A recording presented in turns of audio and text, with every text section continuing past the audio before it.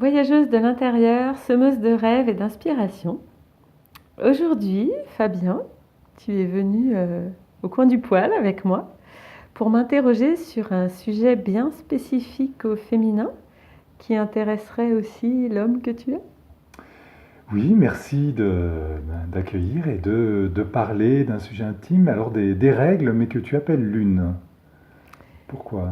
Eh bien, parce que les femmes sont porteuses du même cycle que la lune en elles, c'est-à-dire en général à peu près, hein, qui dure comme la lune 28 jours. Et de plus, ce mot règle est un mot que je trouve vraiment pas très joli, simplement dans sa sonorité, mais aussi parce qu'il est porteur du sens que les femmes, à ce moment-là, seraient en dehors d'une règle, ce qui, me semble-t-il, n'a aucun sens, car s'il est une règle éminemment puissante dans ce cycle, c'est bien celle de la nature. Voilà pourquoi je choisis, et pas seulement moi, hein, j'ai simplement repris une terminologie que j'ai découverte il y a quelques années. Donc voilà pourquoi je parle de lune. Tu as une approche très spéciale. D'où te vient cette approche? Eh bien justement, il y a quelques années, j'ai commencé des cercles de femmes d'inspiration amérindienne. Et dans ces cercles, il était évoqué les lunes, justement. Cela fait référence à cette ancienne civilisation encore très vibrante, justement, au travers de ces cercles, et qui reconnaissait la dimension sacrée de ce moment des lunes comme un retour des femmes à la terre.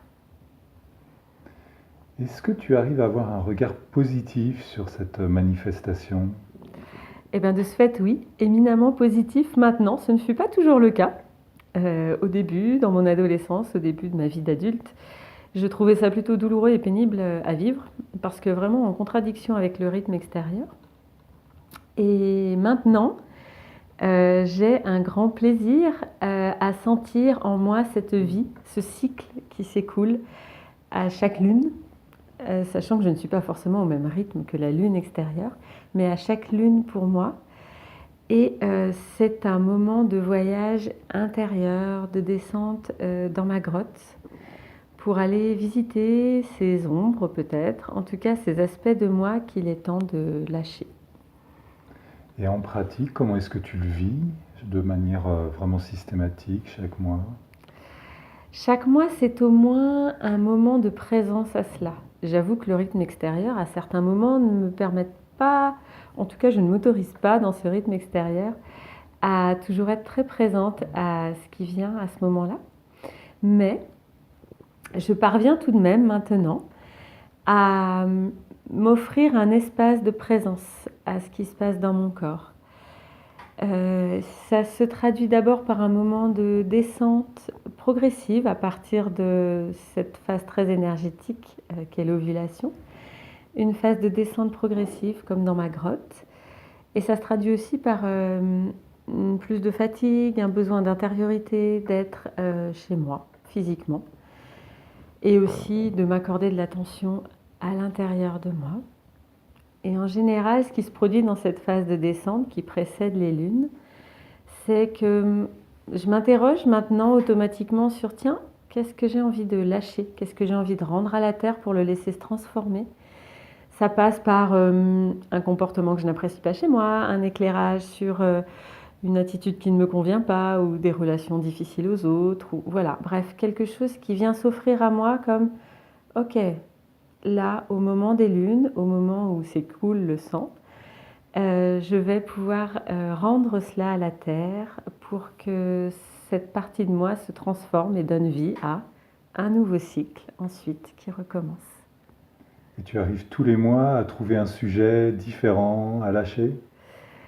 Oui, j'ai suffisamment de choses à transformer en moi pour que chaque mois se présente quelque chose.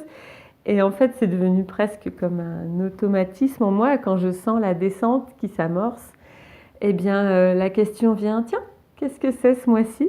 Et je suis assez tranquille avec cela.